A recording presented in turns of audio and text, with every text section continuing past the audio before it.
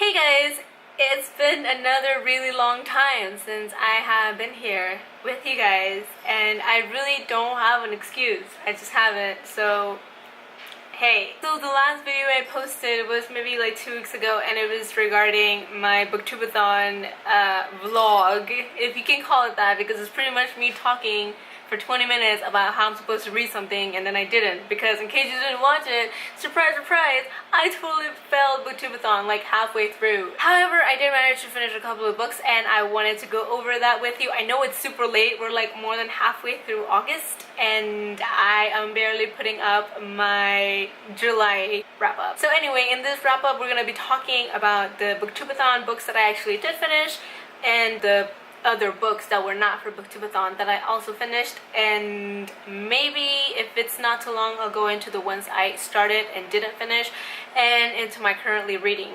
So first, I'm just gonna put out the Booktubeathon books that I did and like the challenges that they completed, and I'm gonna start off with this poetry collection, and it is Uncaged Wallflower by Jennae Cecilia. This poetry collection covered 2 challenges. One was to read a book outside, and I read this specifically outside because it's really short, and also read a book within a day because, again, it's really short. And so I practically finished this book within, I think, like 45 minutes.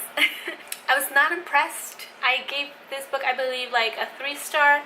It was really average. I was not left with a feeling of a changed soul. It felt a lot more like just life advice. I mean, compared to the other poetry collections that I have read so far, this is definitely on the lower end.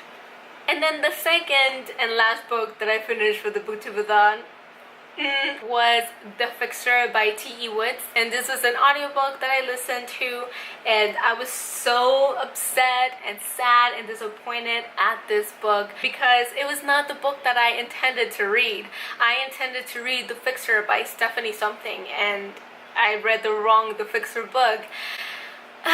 Anyway, I was halfway through this book when I realized it was the wrong one and that I had picked wrong because I was not enjoying it at all. But I refused to quit because I had already made it through like 6 hours of this book, and I didn't want to quit and start all over with another one. So I just, you know, pushed it through, and I finished this book. I gave it, I think, a 2 out of 5 stars. It wasn't very good. I'm not even gonna go into what this book is about, but it's just about this lady that kills bad people, like a vigilante type of lady, and you're trying to figure out who this lady is, pretty much, and just the reasons behind it, and just why she does it, stuff like that. Nothing too original. I would say just don't waste your time on it. But anyway, this book filled the challenge for read a book with someone on the cover, because you see her eye is in the cover. Anyway, that was a huge disappointment for me, and I was sad about it. But it was just a bummer because these were the only 2 books that I actually finished for this readathon, and I really didn't enjoy either one. I kind of enjoyed the Uncaged Wallflower, but I mean, compared to The Fixture, this was much better. But again, I wasn't like, whoopsie daisies. I wasn't like thrown back about it. It was okay. You know what? I'm just gonna go ahead and talk about the books that I kind of started but didn't finish, also for the Booktubeathon. Starting with Illuminae. Unpopular opinion here. I started Illuminae and got almost like halfway through, and then I stopped reading it because I was just not into it, and I was just reading it for the sake of finishing it, and I was not enjoying it, so I was reading really slow, and so I just decided to give it a break. So I didn't finish it. I got to page 203, so roughly halfway through, not even there. So sad face about this. I was disappointed, but hopefully I'll finish reading it at some point in a less stressful situation. So maybe I'll actually get into it because I have to, because now I have Gemini on my shelf, and if I'm gonna read Gemini, I need to read this, and if I don't read Gemini, that's like another $16 that I just threw away. I don't know why I did this to myself. I already know I'm bad with series, and I still buy like series. It just baffles me that I keep doing this. You know, I say live and learn. I just live, but I don't learn, which defeats the purpose of everything. I also read about 5 pages of The Problem of Pain by C.S. Lewis. This was actually the book I started the Booktubeathon with. Oh, and Illuminae was supposed to fill in the spot for Hype book. Yeah, and this was supposed to fill the spot for like a cover by, because that's why I bought it, because it was really pretty. Anyway, even though it is really small and C.S. Lewis' writing style is just beautiful and captivating, it's also filled with like a lot of like philosophical stuff. So it's like stuff that you can't just like skim through it and get on with the next page. It's like you read a page and then you have like all these thoughts that you need to like get through, and you need to go back and understand what you just read. C.S. Lewis, it's not that kind of writer to just get through. Like, you have to take time with it, and it's something that I did not factor in when I decided to read a C.S. Lewis book, at least his nonfiction work. So that was 5 pages. Again, I do intend to finish this because it seems like a really interesting book, but we will see. Also, I decided to go to the library the Saturday right before the Booktubeathon, and I checked out a couple of books, just 2. And I checked out Asking For It by Louise O'Neill. Now, this book was not in my TBR list for the Booktubeathon, but after I put down Illuminae, I decided that I was gonna pick up another book, and this is the one I picked up, and I read a total of 20 pages from it.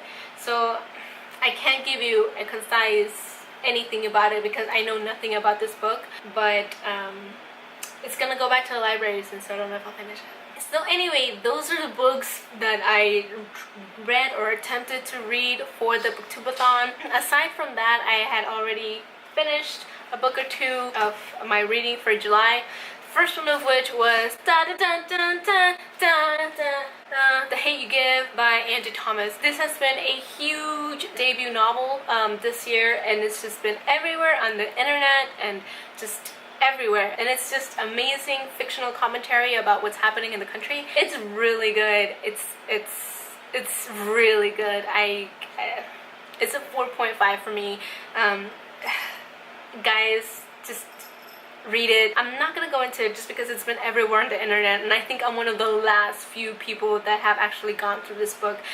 If you haven't gone through this book, you think you should. It's really good. Also, last month I audiobooked, I believe, 3 books, and I'm just gonna go over them real quick because I believe this video is already getting really long. I can't tell because I'm not wearing my glasses. So the first audiobook I wanted to talk about here that I read in the beginning of July is All the Light We Cannot See by Doerr. And I read this book for our book club at work. This is a historical fiction novel about World War II.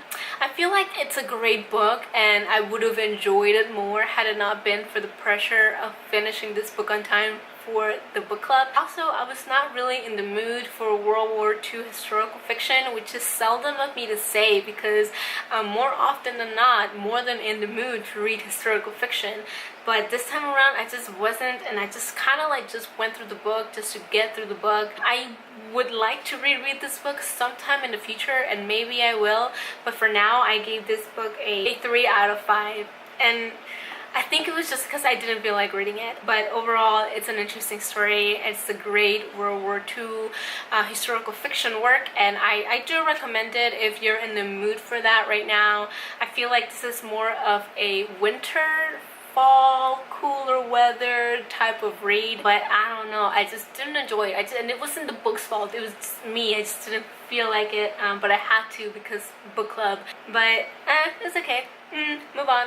Then after we had that discussion about All the Light We Cannot See at the book club, the next book was in line, and this was The Energy Buzz by Jon Gordon. And the full name for this book is The Energy Buzz: 10 Rules to Fuel Your Life, Work, and Team with Positive Energy. So this book pretty much gives you 10 points of like how to make your life more positive, almost. Kind of. It's super short. The audiobook, I listened to it like in 2 hours, and they were a very long 2 hours because I did not enjoy this book. Not at all. Here's the thing about this book. See, I can say that these 10 rules that they give you are helpful and that they will come in handy and that they are great life advice.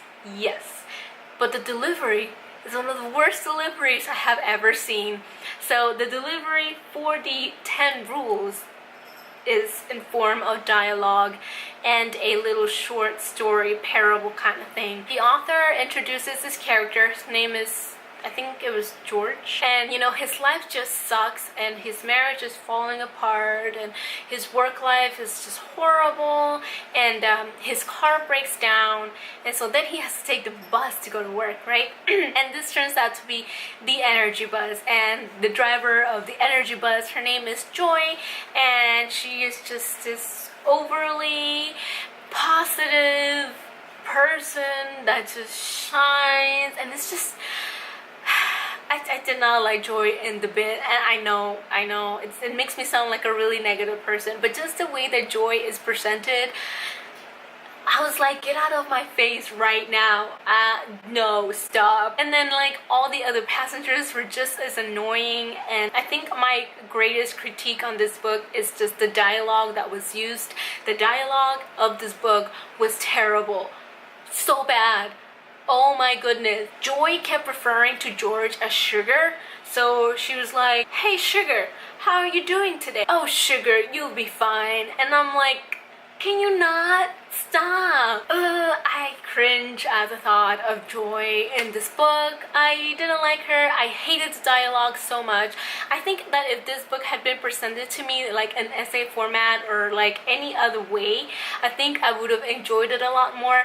Just the way that the book was delivered and that the ideas of the book were delivered to me was just horrible. Like, don't do dialogue. Don't give me that story. Just give it to me straight and I'm good. I did not enjoy this book at all. I give it 2 stars. Again, the ideas that it presented, they were, you know, I can see how they're helpful and I can see how they can work, but just the delivery of it was terrible. So bad.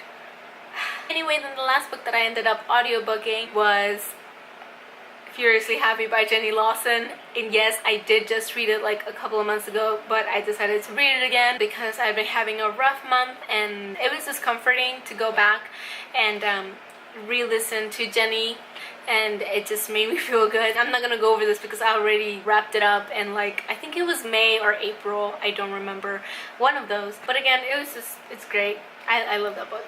Anyway, so those are the books that I read in the book of July. I feel like July just wasn't a very good reading month for me because I didn't like a lot of the stuff that I read. I did read a whole bunch. I think I read like 6 books or so. So in that sense, it was a good reading month, but it was a bad reading month in the sense that I just didn't enjoy a lot of what I read, which is a bummer. But you know, it's okay. It happens. As far as what I'm currently reading now, I am reading 3 books. Yes, I believe there are 3 books. First one is Colorless, Tsukuru, Tazaki, and His Years of Pilgrimage by Haruki Murakami. I have talked about Haruki Murakami and his writing and how much I love it, and I found this book at the library. It was a book that I'd never heard about. Like, I heard about Norwegian Woods and 1Q4884, that one, but I had never heard of this one. I love Haruki's writing style so much. Like, I just love the way this man writes. It's so beautiful, and you see that like spark of magical realism within the story, and it's just, it makes me happy. Haruki Murakami's writing style is just, it's just a soothing kind of feel. Also, I am audiobooking Ready Player One, and this is also for the book club that we will be meeting up like still in a couple of weeks, but I'm already halfway through. Thoroughly enjoying that book, and so far it's great. I'm really liking it. Never mind, those are all the books that I'm reading. There's only 2. I thought there were 3. Anyway, you guys, that is it for today. Again, I'm sorry I've been like totally gone in YouTube for like a couple of weeks now. I feel like the Booktubeathon really drained me, and I just needed to take a break and rest for a little bit. Anyway, that is it for today, you guys. Thank you so much for watching. Please make sure to subscribe if you enjoyed this video and would like to see more, and I will see you next time. Bye.